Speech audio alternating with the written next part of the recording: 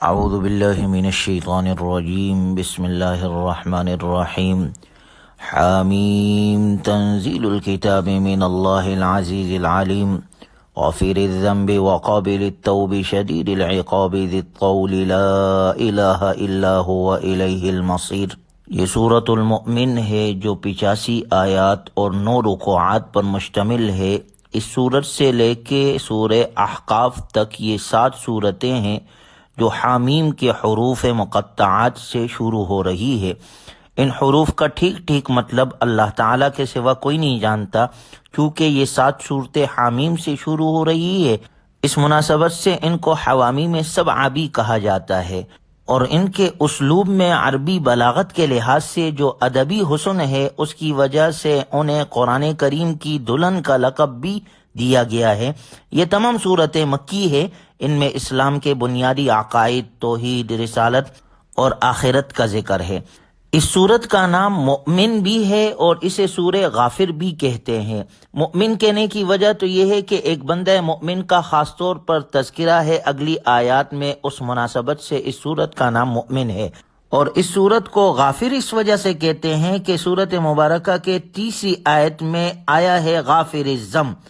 غافر کہتے ہیں بخشش کرنے والے کو، مغفرت کرنے والے کو، یہ اللہ کی صفت ہے۔ اس مناسبت سے اس سورت کو غافر بھی کہا جاتا ہے۔ سورت کے ابتدا میں حضور اکرم صلی اللہ علیہ وسلم کے دائمی معجزہ قرآن کریم کا تذکرہ ہے۔ تنزیل الکتاب من اللہ العزیز العلیم، یہ کتاب اللہ کی طرف سے اتاری جا رہی ہے جو بڑا صاحب اقتدار، بڑے علم کا مالک ہے۔ اگلی آیت میں اللہ تبارک و تعالی کی 4 صفات کا ذکر ہے۔ نمبر 1 غافر الذنب، وہ گناہ معاف کرنے والا، قابل التوب، توبہ قبول کرنے والا، شدید العقاب، سخت سزا دینے والا، ذی الطول، اور اپنے بندوں پر فضل و احسان کرنے والا ہے، لا الہ الا هو الیہ المصیر، اسی کی طرف سب کو لوٹ کر جانا ہے۔ گویا انسان دنیا میں تو آ گئے ہیں لیکن ہمیشہ رہنے کے لیے نہیں آئے ہیں، مرنا ہے، یہاں سے جانا ہے، اس وحدہ لا شریک کے سامنے پیش ہونا ہے۔ لہٰذا دنیا سے ایسی حالت میں جائیں کہ عقائد، اعمال و احوال درست ہو، جن پر اجر و ثواب ملے اور وہاں کے عذاب سے محفوظ رہ سکے۔ ما یجادل فی آیات اللہ الا الذین کفروا فلا یغررک تقلبهم فی البلاد، اللہ تعالیٰ کی آیات میں جھگڑا نہیں کرتے مگر وہی لوگ جنہوں نے کفر اختیار کیا ہے، سو آپ کو دھوکے میں نہ ڈالے ان کا شہر میں چلنا پھرنا۔ یعنی کافر لوگ اپنے کفر کے باوجود جس طرح خوشحال نظر آتے ہیں، اس سے کسی کو یہ دھوکہ نہ ہو کہ انہیں اپنے کیے کی سزا نہیں ملے گی۔ کذبت قبلہم قوم نوح والاحزاب من بعدہم، ان سے پہلے نوح کی قوم اور ان کے بعد بہت سے گروہوں نے بھی پیغمبروں کو جھٹلایا تھا۔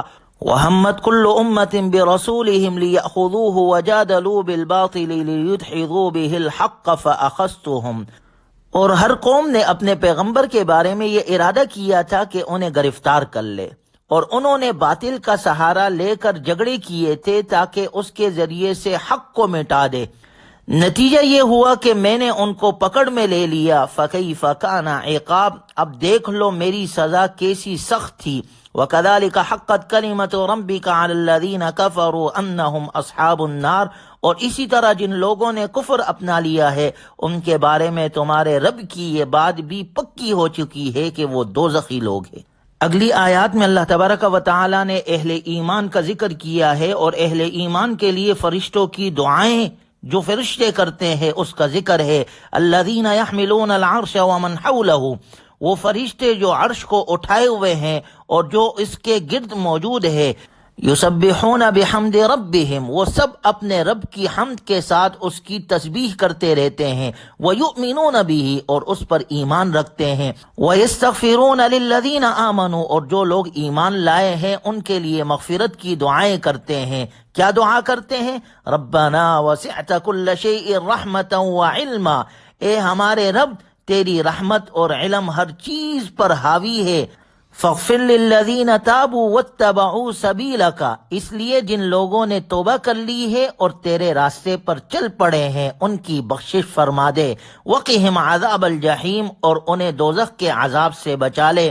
ربنا وادخلهم جنات عدن التي وعدتهم ومن صلح من آبائهم وازواجهم وذرياتهم، اور اے ہمارے رب انہیں ہمیشہ رہنے والی ان جنتوں میں داخل کر دے جس کا تو نے ان سے وعدہ کیا ہے، اور ان کے ماں باپ اور بیوی بچوں میں سے جو نیک ہو انہیں بھی۔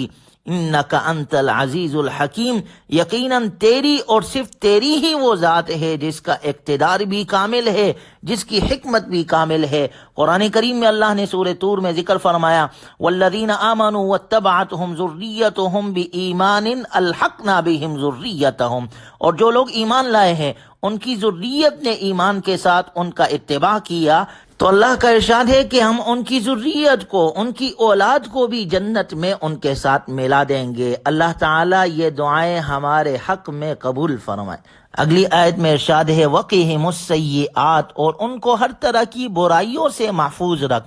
برائیوں سے مراد دوزخ کی تکلیفیں بھی ہو سکتی ہے اور دنیا میں کی ہوئی برائی بھی، اور اس صورت میں مطلب یہ ہوگا کہ اللہ تعالیٰ دنیا میں کی ہوئی برائیوں کے انجام سے بچائے، یعنی ان برائیوں کو معاف فرما دے اور ان کو عذابوں سے بچائے رکھ، اور جسے تو نے اس دن عذابوں سے بچا لیا اے اللہ تو بے شک تو نے اس پر مہربانی فرمائی۔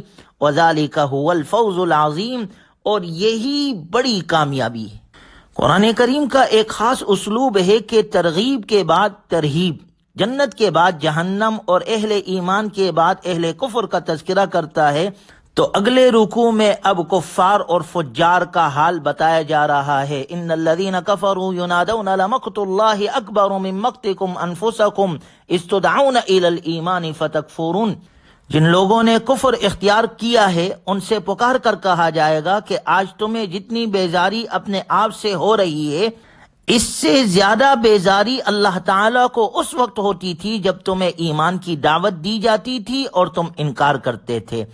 یہ بات اس وقت ان سے کہی جائے گی جب کافر لوگ دوزخ میں پہنچ کر عذاب میں مبتلا ہوں گے، اور اس وقت وہ خود اپنے آپ سے نفرت کریں گے کہ ہم نے دنیا میں کفر کا راستہ کیوں اختیار کیا تھا۔ چنانچہ وہ اپنے آپ کو برا بھلا کہتے ہوئے معذرت پیش کریں گے، لیکن ان کی درخواست قبول نہیں کی جائے گی بلکہ رد کر دی جائے گی، اور انہیں کہا جائے گا ذالکم بأنہ اذا دعی اللہ وحدہ کفرتم، تمہاری یہ حالت اس لیے ہے کہ جب اللہ کو تنہا پکارا جاتا تھا تو تم انکار کرتے تھے۔ وَإِن يُشْرَكْ بِهِ تُؤْمِنُوا، اور اگر اس کے ساتھ کسی اور کو شریک ٹھہرایا جاتا تھا تو تم مان لیتے تھے۔ فالحکم للہ العلی الکبیر، اب تو فیصلہ اللہ ہی کا ہے جس کی شان بہت اونچی ہے، جس کی ذات بہت بڑی ہے، اور یہ قیامت کا دن تو بندوں کے درمیان عدل و انصاف کا ہے۔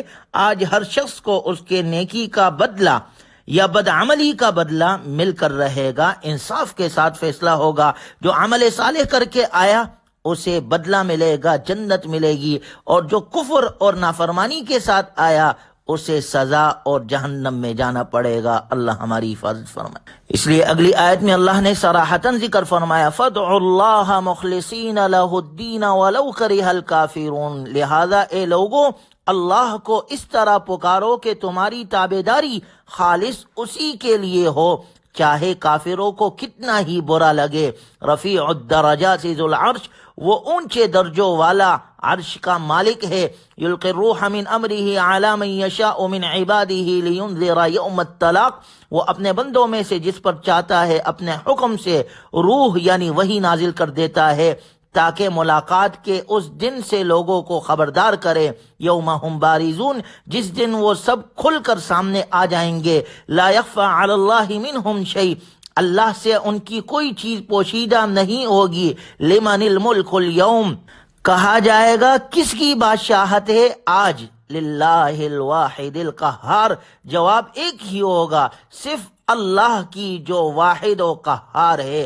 الیوم تجزی کل نفس بما کسبت لا ظلم اليوم، آج کے دن ہر شخص کو اس کے کیے کا بدلہ دیا جائے گا، آج کوئی ظلم نہیں ہوگا۔ ان اللہ سریع الحساب، یقیناً اللہ بہت جلد حساب لینے والا ہے۔ اللہ تبارک و تعالی ہمیں اللہ کے احکامات پر عمل کی توفیق نصیب فرمائے، ہر قسم کے گناہ سے اللہ ہماری حفاظت فرمائے اور قرآنی تعلیمات پر عمل کرنے والا بنائے۔ وآخر دعوانا ان الحمد للہ رب العالمین۔